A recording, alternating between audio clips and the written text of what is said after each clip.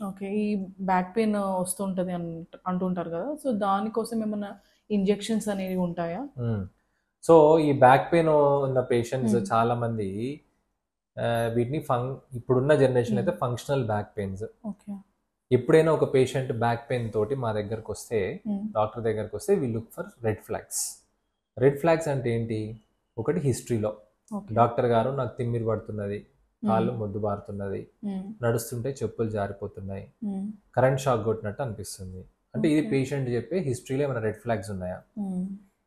So next ఎగ్జామినేషన్లో వేళ్ళ మీద నిల్చోగలుగుతున్నారా, హీల్స్ మీద నిల్చోగలుగుతున్నారా, ఓకే. వంగి వేళ్ళు అంటే స్పైన్ బెండింగ్ ఎట్లున్నది, ఫార్వర్డ్ బెండింగ్ ఎట్లుంది, బ్యాక్వర్డ్ బెండింగ్ ఎట్లున్నది, స్ట్రైట్ లెగ్ రేజింగ్ ఎట్లా కొన్ని ఎగ్జామినేషన్ చేసుకుంటాం. హ్మ్. చేసుకొని ఇందులో ఏమైనా రెడ్ ఫ్లాగ్స్ ఉన్నాయా? హ్మ్. ఉంటేనేమో ఎక్స్రేతో పాటు ఎంఆర్ఐ కూడా అడ్వైస్ చేస్తాం. ఓకే. 95% ఆఫ్ ద పేషెంట్స్ మా దగ్గరకు వచ్చే వాళ్ళు ఈ రెడ్ ఫ్లాగ్స్ ఉండనే ఉండవు. హుహు. వాళ్ళకి more functional by profession related, లేకపోతే continuous sitting postures, continuous standing postures, ఈ కోర్ స్ట్రెంథనింగ్ అంటే ముందు అబ్డామినల్ మజిల్స్ కానీ వెనకాల ఉన్న పారాస్పైనల్ మజిల్ స్ట్రెంత్ లేకపోవడం వల్ల, వీటి వల్ల వచ్చే పెయిన్సే మెజారిటీ ఉంటాయి. ఓకే. వాళ్ళందరికీ ఒకటే చెప్తాను, ఒకసారి రెడ్ ఫ్లాగ్స్ లేకుండా ఉంటే హ్మ్. మీరు ఇంకా డాక్టర్తో పని అయిపోయింది, మీరు ఫిజియోథెరపిస్ట్ దగ్గరికి వెళ్ళాలి. అది లేకపోతే ఇప్పుడు యూట్యూబ్లో చాలా వచ్చిన ఎక్సర్సైజ్ ఫర్ బ్యాక్ పెయిన్ అంటే, specific exercise for back pain అంటే కొన్ని సెట్ ఆఫ్ ఎక్సర్సైజ్ ఆ ఎక్సర్సైజ్ చేసుకోవాలి ఓకే. ఓకే. కొంచెం పెయిన్ తగ్గిన తర్వాత. మా దగ్గరకు వచ్చినప్పుడు పెయిన్తో ఉంటారు కాబట్టి కొన్ని మెడికేషన్స్ పెడతాం, with in 4-5 days maximum pain పోతుంది. ఎక్సర్సైజ్ వల్ల పోతాయా మీ పెయిన్ అనేది? పెయిన్ ఉన్నప్పుడు ఎక్సర్సైజ్ చేసుకోవడం అంత మంచిది కాదు. ఓకే. కొంచెం పెయిన్ తగ్గిన తర్వాత హ్మ్. అప్పుడు ఎక్సర్సైజ్ స్టార్ట్ చేసుకోవాలి.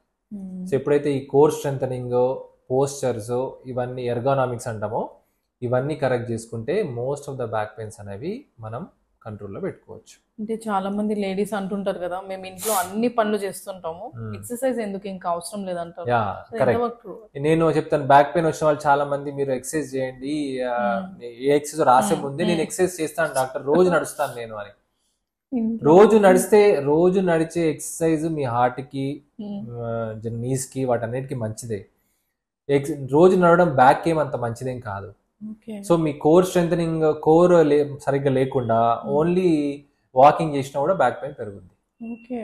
ఎందుకంటే వాకింగ్ ఎప్పుడు ఫార్వర్డ్ ఉంటుంది కాబట్టి హిప్ ఫ్లెక్సార్స్ స్ట్రెంథన్ అవుతాయి, హిప్ ఫ్లెక్సార్స్ టైటన్ అవుతాయి, దానివల్ల వెనకాల ఆర్చ్ పెరుగుద్ది. ఆర్చ్ పెరగడం వల్ల ఆటోమేటికల్గా బ్యాక్ పెయిన్ వస్తుంది. సో మీరు బ్యాక్ పెయిన్ ఉండి ఇంకెక్కువ అదే